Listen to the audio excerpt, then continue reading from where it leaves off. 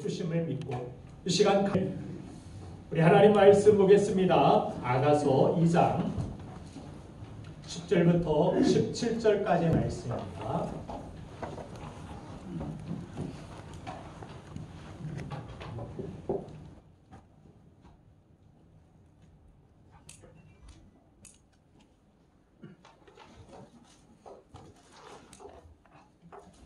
구약성경 962쪽에 있습니다.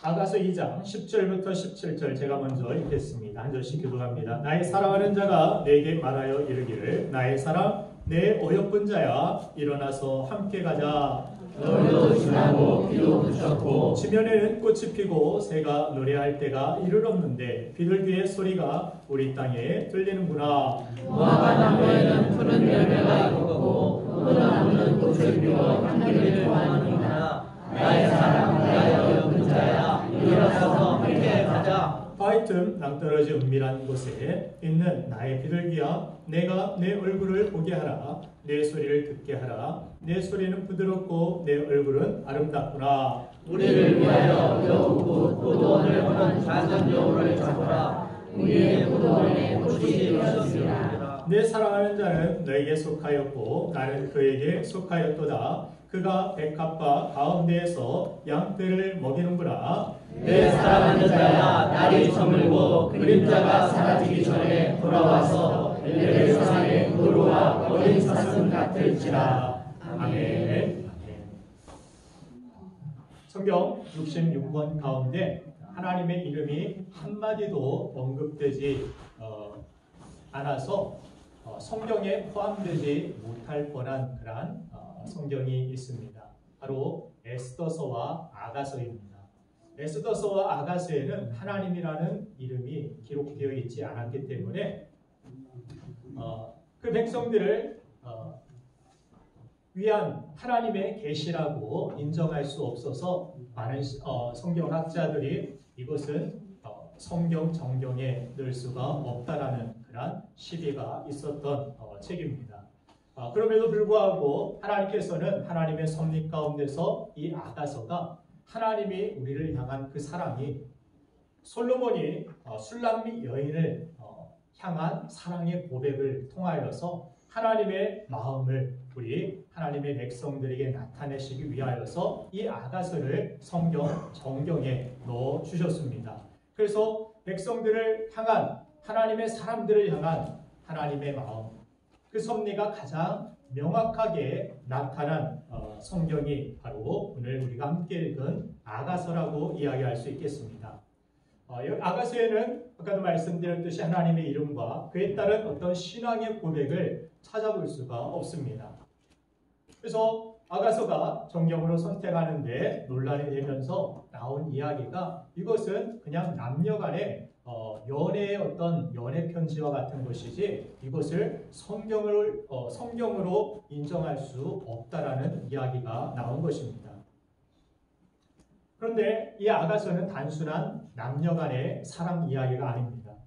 솔로몬은 자신의 사랑을 경험으로 하나님과의 사랑에 대한 체험을 기록하고 있기 때문입니다. 아가서는 그리스도와 교회, 그리스도와 성도와의 관계를 분명하게 보여주고 있습니다. 솔로몬은 신랑 대신 예수 그리스도를 예표하여 나타내고 있고 술람미 여인은 예수 그리스도의 사랑을 받은 그 신부의 모습을 우리에게 보여주고 있다는 사실입니다.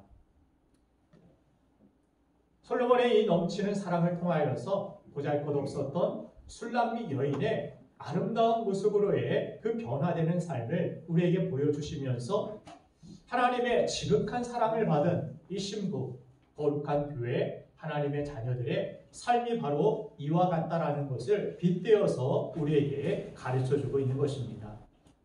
하나님의 사랑과 우리가 접속되었을 때 우리의 삶에 어떤 아름다운 변화가 일어날 수 있는가?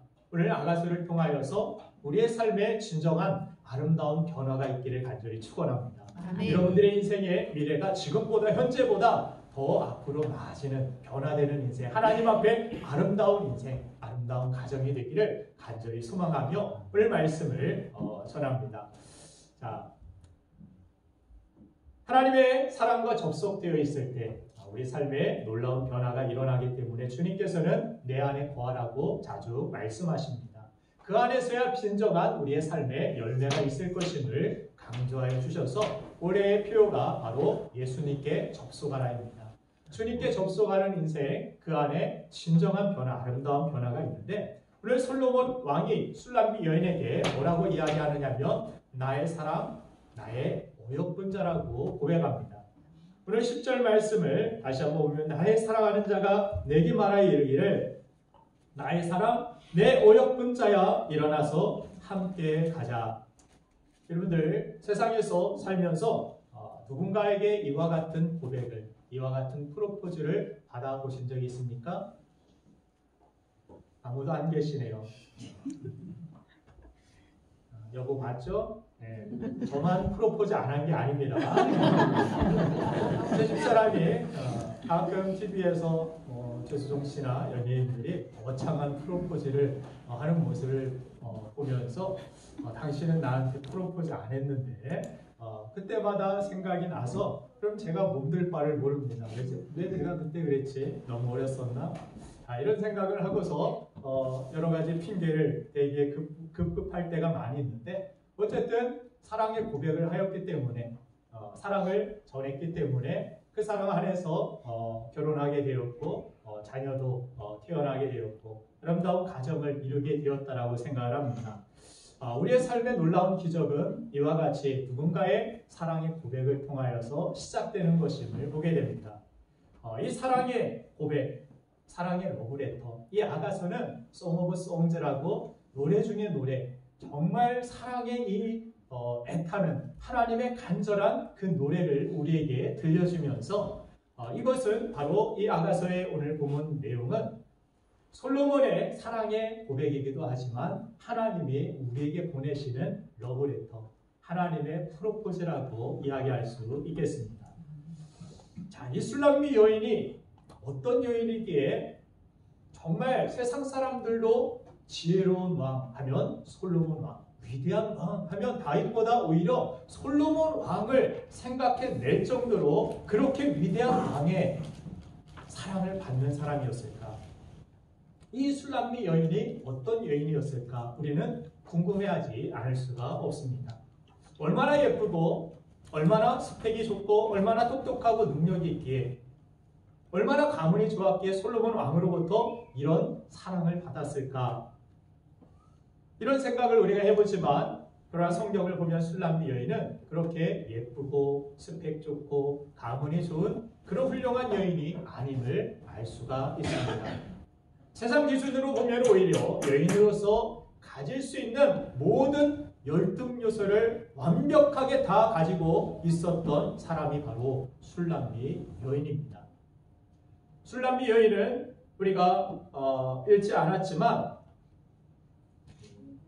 오늘 본문 말씀에서도 기록하고 있지만 그가 하나님 앞에 어떤 믿음에 충성된 사람도 아니었고 그의 삶은 어떻게 보면 포도원 지기와 같이 낭비를 하고 천한 일을 했던 그러한 여인. 그래서 그의 피부는 검게 그을리고 다른 사람들이 보기에 볼품이 없는 그러한 여인이라고 이야기하는 것을 들어볼 수 있습니다.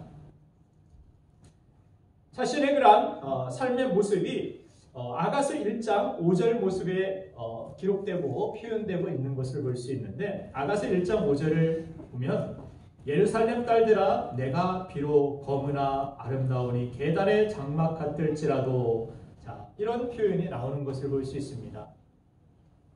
예루살렘 딸들아 내가 비록 검다 그런데 아름답다. 계달의 장막 같다. 그런데 솔로몬의 휘장과 같다. 자신은 계달의 장막 같다.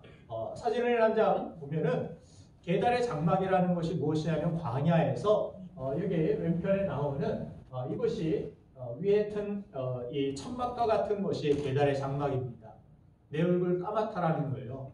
내 얼굴 이렇게 막리를 하고 포도원지기로서 일하다가 그것도 내가 원하는 것이 아니라 뭐라고 그가 고백을 하느냐면 자신은 4절을 보니까 왕이 나를 그의 방으로 이끌어 들이시니 너는 나를 인도하라. 우리가 너를 따라 달려가리라. 우리가 너로 말미암아 기뻐하며 즐거워하니 내 사랑이 포도주보다 더 진함이라. 처녀들이 너를 사랑함이 마땅하니라. 이야기하면서 자신은 모든 것들이 포도원 농사에 올인을 할 수밖에 없었던 그러한 상황이 그에게 주어졌다라고 이야기를 합니다.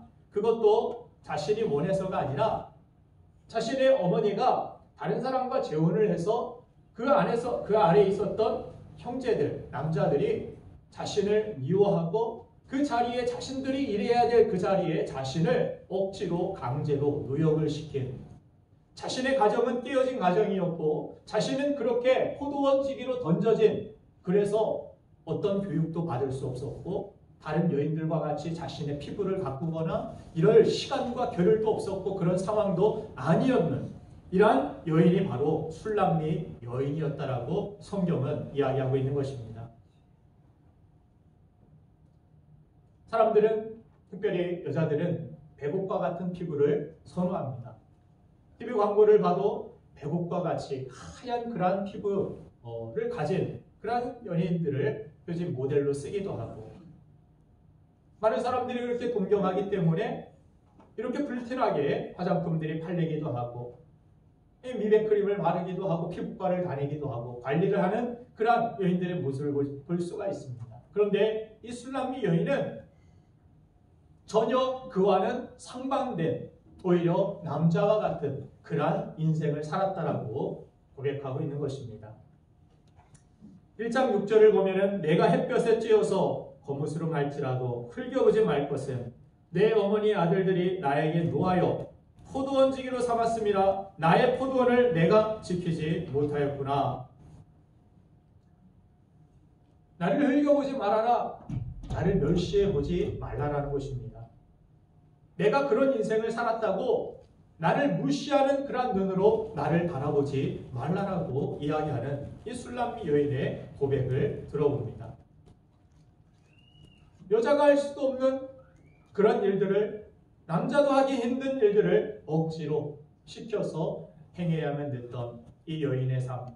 학교를 가보지도 못했고 항상 옷에는 땀 냄새가 진동을 했고 피부도 좋지 않은, 가정 환경도 좋지 않은 예루살렘 여인들과 비교해 보면은 정말 초라해 보이는, 여성으로서 모든 열등감의 요소를 다 가지고 있었던 여인이 바로 이 술람미 여인인 것입니다. 이런 여인이 솔로몬 왕으로부터 극진한 사랑을 받은 것입니다. 1장 8절 말씀을 보면은 여인 중에 어여쁜 자야 내가 알지 못하겠거든 양떼의 발자취를 따라 목자들의 장막 곁에서 너의 염소 새끼를 먹일지니라. 이런 이야기를 합니다. 오늘 본 말씀에 보면은 10절 말씀에 나의 사랑하는 자가 내게 말하여 이르기를 나의 사랑 내 어여쁜 자에 일어나서 함께 가자. 내 곁에 있기를 원하고 내가 그를 사랑하고 그에게 진정한 사랑의 고백을 전하고 있는 솔로몬의 모습을 들어볼 수 있습니다. 여러분들 중에 남편으로부터 내 사랑하는 자여, 내 어여쁜 자여 이런 고백을 들어보신 적 있습니까?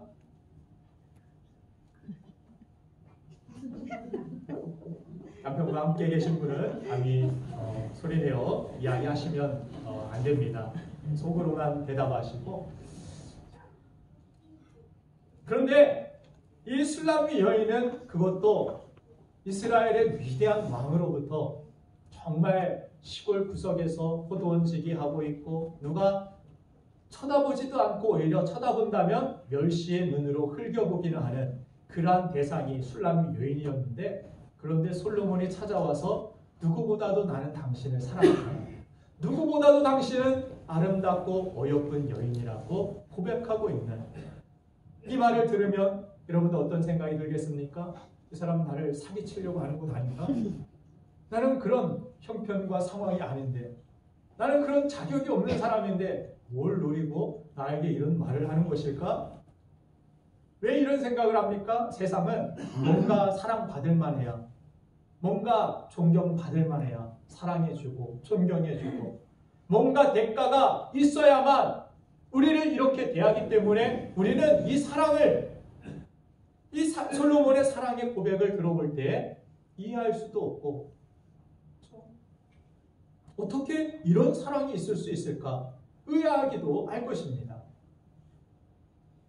세상으로부터 너무나도 그렇게 우리는 그런 대우를 받고 살았기 때문에 사랑할 만해야 사랑하지. 그러나 솔로몬의 사랑은 모든 스펙과 모든 상황과 모든 환경을 뛰어넘는 사랑임을 오늘 성경은 우리에게 비춰주고 있는 것입니다. 그리하여서 그 사랑을 받은 이 술람미 여인은 자신이 계달의 장막과 같다라고 아까 1장 5절에서 이야기하고 있지 않습니까? 내가 비록 검다. 그런데 나 아름다워. 무슨 말입니까? 자신은 열등감의 완전한 조건을 가지고 있음에도 그 열등감에 눌리는 인생이 아니었다라는 것입니다. 무엇 때문에? 솔로몬의 극진한 이 사랑 때문에. 솔로몬이 부어준 그 사랑 때문에 나는 그래 검어. 그런데 나는 아름다운 사람이야. 그리고 나는 계달의 장막 같으나 아까 우리가 함께 본 사진 다시 보면 솔로몬의 휘장과도 같다. 오른쪽에 있는 것이 솔로몬 성전에 있는 그러한 휘장입니다. 검은 것 같은데 마치 자신의 인생이 솔로몬의 휘장과 같이 형용색색에 정말 이 휘장을 볼 때마다 사람들이 마음이 두근거리고 희망을 갖고 그 영광을 볼 정도의 그런 휘장과 같은 인생이라고 자신을 표현하고 있는 모습을 봅니다. 검은데 뭐 어때? 돈이 좀 없으면 어때? 나는 그런 극진한 사랑을 받는 사람인데 뭐 어때? 여러분들 어떻습니까?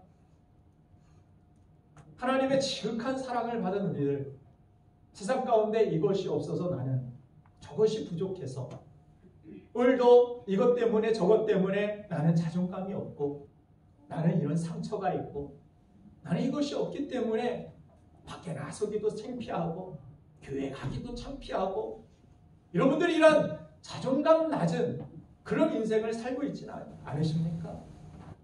오늘 솔로몬의 극진한 사랑을 받은 이 술람미 여인처럼 하나님은 아낌없이 변함없이 이 사랑을 십자가에서 확증시켜 주신 줄로 믿습니다. 여러분들은 이미 하나님으로부터 이 사랑을 받은 사람입니다.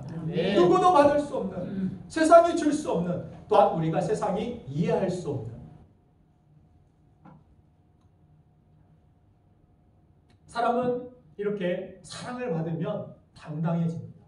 사랑을 받으면 모든 열등감으로부터 우리는 벗어날 수 있는 것입니다. 술람미 여인도 마찬가지로 솔로몬 왕으로부터 사랑을 받으니 그의 고백을 들어보면 자존감이 하늘을 찌를 듯합니다. 나 흘겨보지 마. 나 그런 사람 아니야. 나 무시하는 눈으로 바라보지 마. 내가 누군 줄 알아? 왕의 사랑을 받는 사람이야. 위대한 사랑이 나에게 있는 사람이야.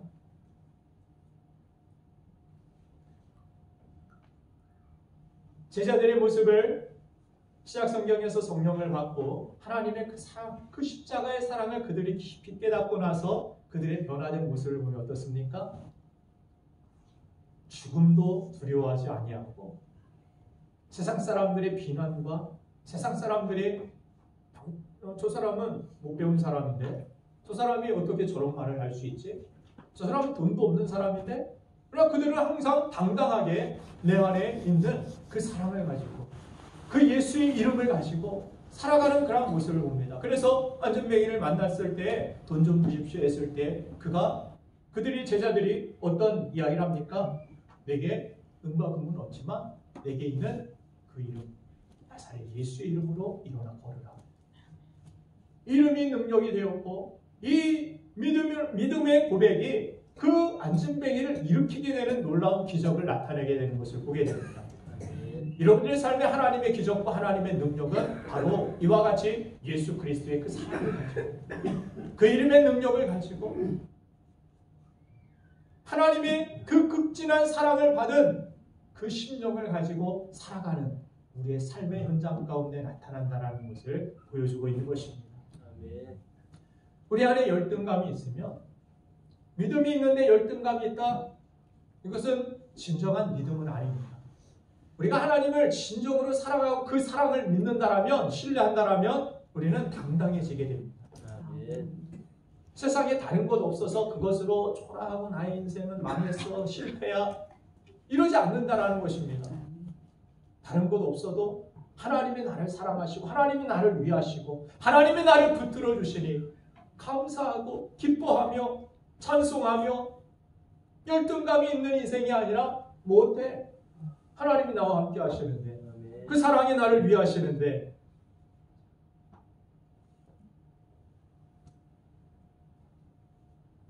그래서 오늘 본문 말씀에서도 보면 이 술람미 여인의 이러한 고백과 같이 우리 인생에서 하나님께서는 내가 너를 사랑한다 십자가에서 말씀하시고 술람미 여인과 같이 그 솔로몬의 응답하는 이 여인과 같이 하나님의 부르심, 내 사랑하는 자야, 내 기뻐하는 자야 이렇게 부르실 때 우리가 그 사랑의 음성을 듣고 응답하기를 그 러브레터에 대하여서 답장하기를 주님은 원하신다라는 사실을 우리는 깨달아야 할 것입니다.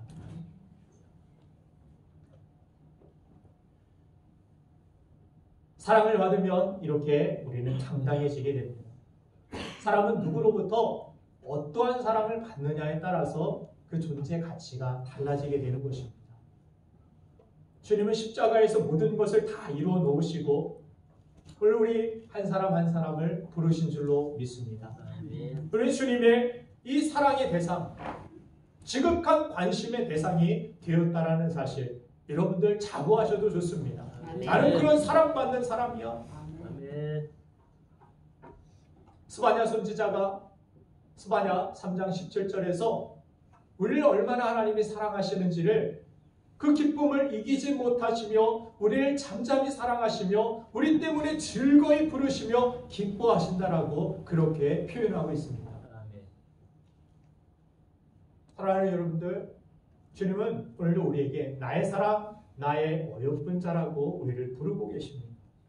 우리는 이 부름을 통해서 주님의 뜨거운 사랑을 느껴야 합니다. 또한 하나님의 이 세상을 이처럼 사랑하사 독생자를 내어주신 십자가에서 물과 피를 흘리시면서 나를 구속하신 그 사랑을 우리는 알아야 할 것입니다. 제가 오늘 설교를 준비하다가 보니까 한 7, 8년 전쯤 제가 했던 예화 가운데 하나가 자꾸 생각이 났습니다. 이 오래된 예화를 연초 이 설교부터 다시 또 재탕을 해야 되나 말아야 하나 생각하면서 넣었다 뺐다 하다가 결국 가지고 오게 된 이유가 있는데 두 가지가 있는데 첫째는 일주일 전 설교도 여러분들 물어보면은 기억을 못 하시더라고요. 네, 7, 8년 전 예화를 여러분들이 설교할까 예화를 여러분들 기억할까 하는 데서 오는 용기로 둘째는 이 예화가 아니면은 오늘 이 본문 아가서에 있는 내용을 이만큼 잘 설명할 수 있는 예화가 없기 때문입니다. 아프리카 의료 선교사 이야기인데 아프리카 부족들의 모여 사는 이 한 마을에 추장의 아들이 있었습니다. 이 청년이 외국에 나가서 공부를 하고 와서 돌아와서 부족에서 사역을 하고 다음 추장 자리에 오르기 위하여서 준비를 하는 그러한 청년이었습니다. 이 추장 아들이 이렇게 멋지게 돌아오고 나서 모든 부족 사람들의 최대의 관심사가 뭐냐면 저렇게 똑똑하고 잘생긴 미래가 촉망한 추장 아들이 과연 어떤 처녀와 결혼을 하게 될까? 이것이 그들의 최대의 관심사가 되었습니다. 근데 그 부족에는 독특한 결혼 풍습이 하나 있었는데 바로 청혼하는 남자가 청혼할 여성의 집에 암수 한 마리를 끌고 가서 장인에게 이 딸을 저에게 주십시오 하고 암수 한 마리를 주고 온다라는 것입니다. 보통은 한 마리를 주고 너무 여성이 마음에 들 때에는 2마리나 3마리 정도까지 준다라고 합니다. 근데 이 마을의 최대는 3마리까지 2사람이 그렇게 받은 적이 있다라고 합니다. 그러다 어느 날 추장 아들이 드디어 결혼할 처녀를 정했다라는 그런 소리가 들려옵니다. 그리고 며칠 후 청혼을 하러 아가씨 집으로 출발하게 되는데 마을 사람들이 모두 깜짝 놀랄 일이 벌어지게 됩니다. 이 추장 아들이 암수를 끌고 가는데 한두 마리도 아니고 무려 9마리를 끌고 가는 것입니다. 이것을 본 사람들은 도대체 어느 대단한 집으로 가기에 암수를 9마리나 끌고서 지금까지는 없었던 이러한 일을 벌어지는 모습을 보고 사람들이 궁금해합니다. 그리고 따라갑니다. 그런데 도착한 집을 보고 사람들은 다시 한번 깜짝 놀라게 됩니다. 왜냐하면 이 집은 동네에서 제일 가난하고 이 집에 사는 이 처녀는 볼품없고 병약한 데다가 신약해서 사람과 눈도 제대로 못 마주치고 동네를 다닐 때 늘 고개를 푹 숙이고 사람을 피해 다녔던 그런 사람이었기 때문입니다. 이 광경을 함께 보았던 의료 선교사는 이 결혼식을 지켜보고 다시 고국으로 돌아가게 됩니다. 10년이 지나고 다시 이 아프리카로 선교를 오게 되었는데 그 아들은 예상대로 다음 추장으로 올라 있었고 이전의 풍습들도 여전히 그대로 지켜지는 모습을 봅니다. 그런데 이상하게도 이 추장의 아내는 10년 전에 그 결혼식에서 보았던 그 아내가 아니었습니다. 너무 아름답고 당당하고 건강해 보이는 이 여인이 대신 자신을 맞이해주는 가운데서 이 선교사는 이 사람이 재혼을 했구나. 그렇게 병약하더니 일찍 어떻게 됐던지 그런 가운데서 궁금해하고 이 생각 저 생각 하는데 이 추장이 눈치를 채고 이야기를 하는데 선교사님 기억나시냐고. 지금의 아내가 선교사님이 제 결혼식에서 본 바로 그 아내라고 이야기를 하는 것입니다. 깜짝 놀라서 있는데 추장이 하는 말이 아내에게 청혼할 때 암수 한 마리가 아니라 9마리를 가져다가 주니까 아내가 처음에는 너무 놀라고 당황해서 어쩔 줄 몰라 했는데 결국에는 받아들이고 나같이 초라한 사람을 이렇게 귀하게 여겨주니 내가 암소 9마리에 걸맞는 사람이 되어야겠다라고 다짐하고 이제 암소 9마리로 청혼을 받은 사람처럼 그 다음부터 생각하기 시작하고 암소 9마리로 청혼을 받은 사람처럼 행동하기 시작하고 말하기 시작하였다는 것입니다.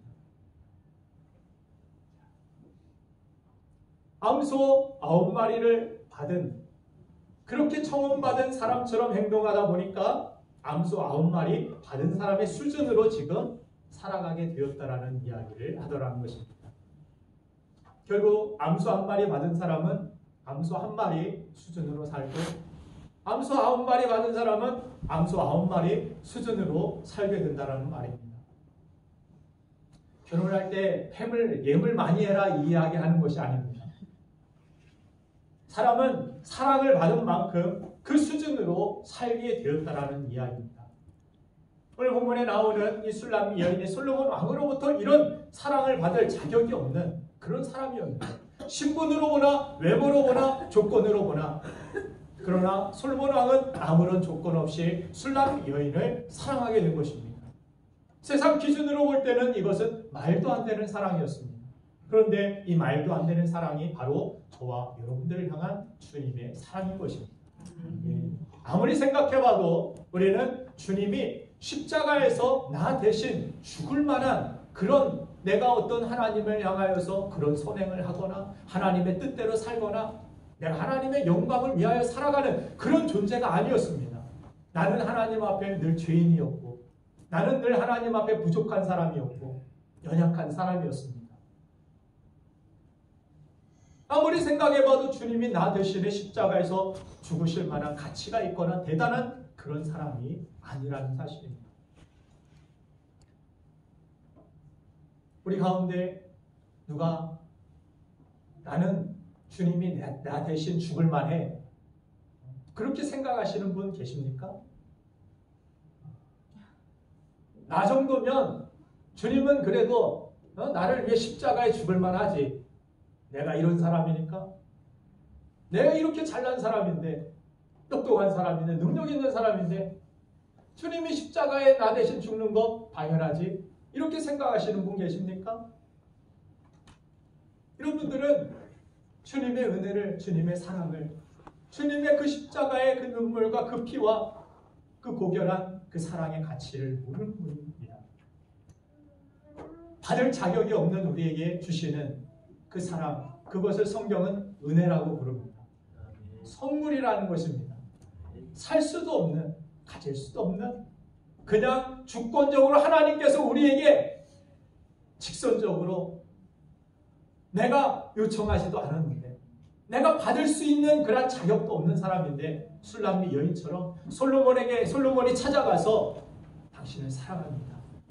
당신은 정말 어여쁜 사람입니다. 나 당신과 함께하고 싶습니다. 주님이 이 세상에 그렇게 우리에게 찾아오셨다는 것입니다. 하나님이 세상을 사랑하사 독생자를 주셨다라고 말씀하십니다.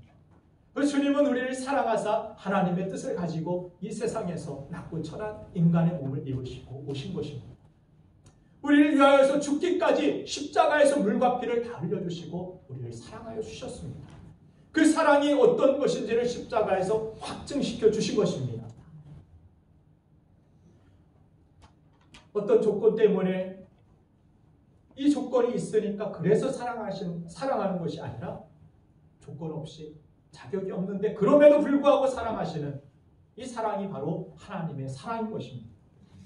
세상에는 대부분 그렇게 조건적으로 사랑받을 만해야 사랑해 주기 때문에 이 사랑 이해하지 못하여서 저도 제 자신을 왜 택하셨는지, 왜 사랑하셨는지, 왜 구원하셨는지 묻지 않을 수가 없었습니다.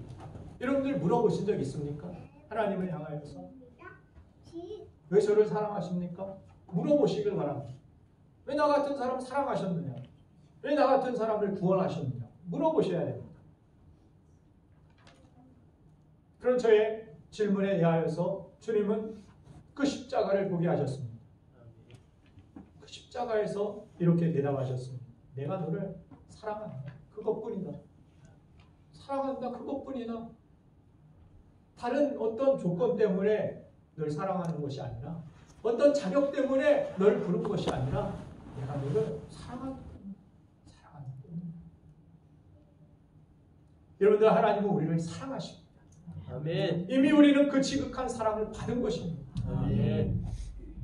사람으로부터는 이런 사랑을 우리가 받지 못한다 해도 하나님의 사랑을 내가 알고 하나님의 사랑 안에 그렇게 우리가 살아간다라면 우리는 열등감에서 벗어날 수 있습니다. 오히려 만화의 왕이신 하나님이 생명을 내어주실 정도로 우리를 사랑하신다는 사실을 우리가 믿기에 우리는 당당해질 수 있습니다. 세상에 은과 금이 없어도, 세상에 부족하고 연약함이 투성이라 할지라도 왕의 사랑이 있기 때문에, 그 지극한 사랑이, 변함없는 사랑이 항상 나를 향하고 있기 때문에, 그 사랑 때문에 자존감 있고 당당하게 살아가는 여러분들 되시기를 간절히 축원합니다. 아멘.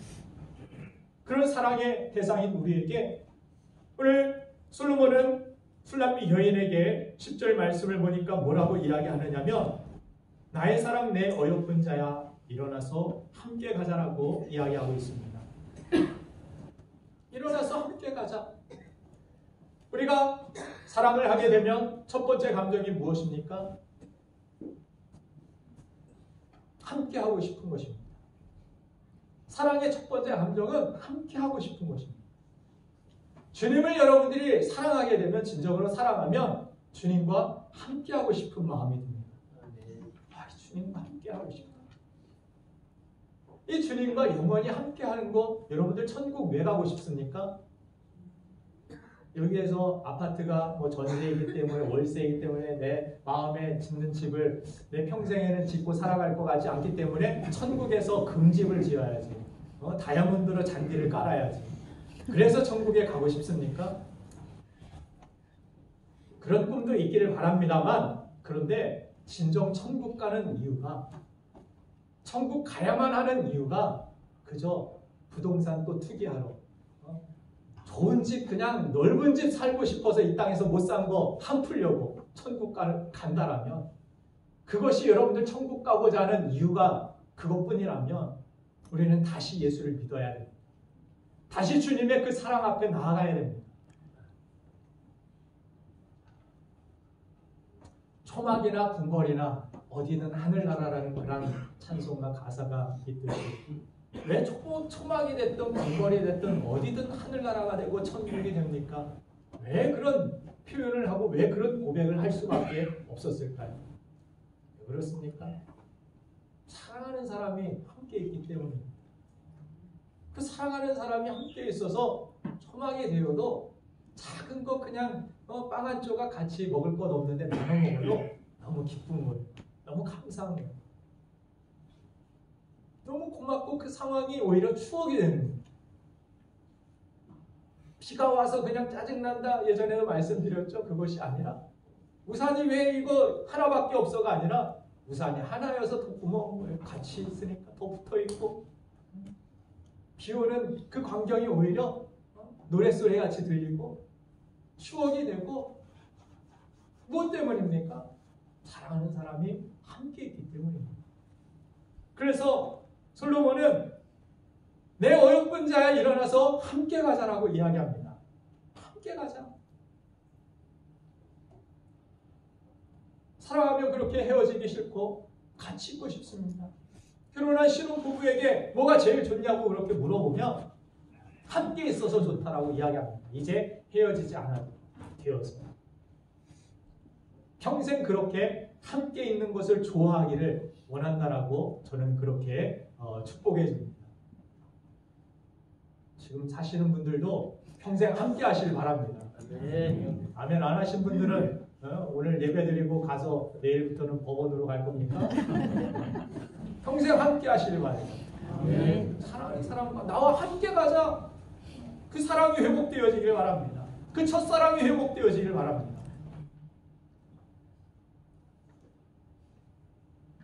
그리고 사랑하면 함께하고 싶은 이 마음, 이 감정이 들고, 또한 두 번째 감정은 무엇입니까? 보고 싶고 그 음성을 또 듣고 싶은 것입니다. 지금은 많은 사람들이, 많은 남편들이 남자의 아내의 이야기를 잔소리로만 그렇게 들리지만, 예전에는 뭔가 잔소리를 해줘도 그걸 사랑의 고백으로 들렸습니다. 그렇죠? 나를 챙겨주는 것으로 들렸고 나를 배려해주는 것으로 들렸습니다. 근데 지금은 왜 잔소리 하느냐고, 또 잔소리 하느냐고 잔소리로 들리고, 무엇이 문제입니까? 무엇이 달라졌습니까? 사람은 똑같은데 우리 마음이 달라지고 그 안에 있는 사랑이 달라질 때, 사랑이 변질되어질 때, 다른 것을 사랑하게 되고 다른 것을 바라보게 될 때 그 사랑이 오히려 실증이 나고 그 사랑의 음성이 오히려 잔소리로 들리고 좋게 들리지 않는 그런 모습을 봅니다. 그래 솔로몬은 그의 음성을 듣고 싶고 또한 또 듣고 싶다라는 그런 고백을 하는 것을 보게 됩니다. 내일 또 불 꺼면서 집에 들어가서도 연인들이 계속 새벽까지 전화기를 붙들고 연애할 때 연인들이 쓸데없는 말하면서도 그것이 재밌다라고 웃으면서 행복해하는 모습을 봅니다. 지금 웃으시는 분들은 다 그런 때가 있었지, 그죠? 전화기에 여러분들 땀난 적 있어요? 수화기 오래 들고 있어 팔 아픈 적 있습니까? 그래 보시길 바랍니다. 그런 뜨거운 사랑도 있기를 바랍니다. 주님을 향하여서도 그런 사랑의 고백이 들려지길 원합니다. 주님을 사랑하게 되어서 그 음성 듣고 싶고 또 듣고 싶고 그 말씀에 또 듣고 싶고, 하나님도 우리의 음성이 듣고 싶습니다. 하나님이 우리를 보기를 원하십니다. 여러분들 이 예배에 나오셔서 하나님을 만나길 간절히 바랍니다. 하나님은 여러분들 이 예배의 자리에서 기다리고 계십니다.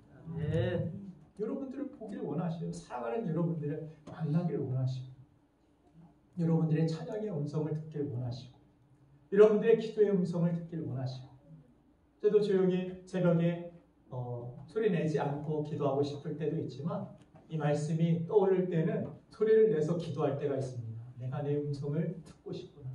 내가 너의 사랑하는 너의 목소리를 듣고 싶구나. 그래서 때로는 힘들지만 어렵지만 소리를 내어서 하나님 앞에 기도할 때가 있어요.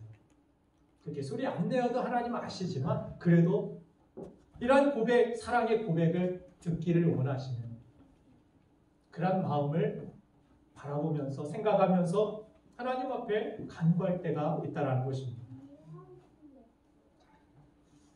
그리고 우리가 이렇게 사랑으로 함께 가기 위하여서는 우리에게 필요한 것이 무엇이냐면 바로 이 모든 상황 속에서 열등감과 실패와 어려운 상황 속에서도 일어나야 한다는 사실입니다. 왜 일어나라고 이야기합니까? 성경에서 일어나라는 이 단어가 몇 번 나오냐면 618번 나옵니다. 어떤 할 일 없으신 시간에 여유가 있으신 분이 찾아보십니다. 618번에 일어나라는 그런 말씀을 하나님께서 백성들에게 하십니다. 일어나라. 빛이 발하라. 일어나라. 함께 가자. 왜 날마다 주님은 우리에게 일어나라고 말씀하시는 것입니까? 일어나지 않으면 함께 갈 수가 없기 때문입니다. 주저앉아서는 함께 갈 수가 없기 때문입니다. 절망의 자리, 실패의 자리에서 일어나서 그래서 주님은 함께 가자라고 말씀하시는 것입니다. 내가 너를 이렇게 사랑한다. 그 사랑을 힘입어서 이제 담대해져라. 내가 너를 사랑한다. 십자가에서 죽기까지 사랑한다. 이 사랑으로 너를 지킬 것이다. 이 사랑으로 너와 함께 할 것이다. 아멘. 이 사랑은 변하지 않을 것이다. 아멘. 세상의 사랑은 변하여도 사람은 변하여도 상황은 변하여도 내가 너를 향한 이 사랑은 변하지 않는다. 그것이 십자가의 사랑이고 주님의 사랑인 줄 믿으시기 바랍니다. 아멘. 예수님이 팔려서 제자들과 함께 있을 때 예수님이 팔려서 사람들에게 끌려가시기 전에 제자들에게 예수님이 이렇게 말씀하셨습니다. 일어나서 함께 가자. 근데 제자들은 어떻게 합니까? 주님을 버리고 도망가 버렸습니다. 주님은 이 제자들이 그래도 그 자리에, 고난의 자리에, 어려움의 자리에, 핍박의 자리에 앞에 있었지만 그래도 끝까지 그 사랑을 가지고 주님을 신뢰하는 그 믿음을 가지고 함께 일어나 가기를 원했지만 일어나 함께 가자 했더니 뒤를 돌아보니 아무도 없고 주님은 혼자 그 길을 걷고 계셨다라는 사실을 성경을 통해 우리는 알 수 있습니다. 이 아가서는 아까도 말씀드렸듯이 신랑 되신 주님이 신부인 교회, 우리 사랑하는 우리 지체들, 우리 성도들에게 일어나서 함께 가자. 내가 너를 사랑한다. 그 극진한 사랑, 이해할 수 없는 받을 자격이 없는 우리에게 그 사랑을 먼저 십자가에서 보여주시고 이제 일어나서 나와 함께 가지 않으려?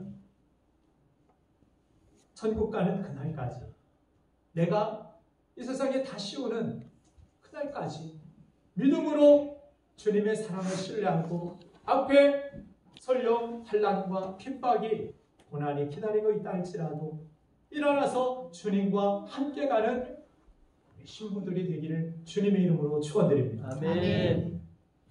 지금 현재의 답답한 벽 앞에서, 현실 앞에서 주저앉아서 자존감이 낮아질 대로 낮아지신 분들 계십니까? 주님의 이 따뜻한 음성을 들으시길 바랍니다. 아멘. 나의 사랑, 내 어렵은 자야, 일어나서 함께 가자. 그 사랑으로 용기를 내시길 바랍니다. 실패와 절망의 자리에서 이제 일어나시길 바랍니다. 하나님이 나를 사랑하시는데, 하나님이 나를 위하시는데 내가 무엇을 두려워하뇨?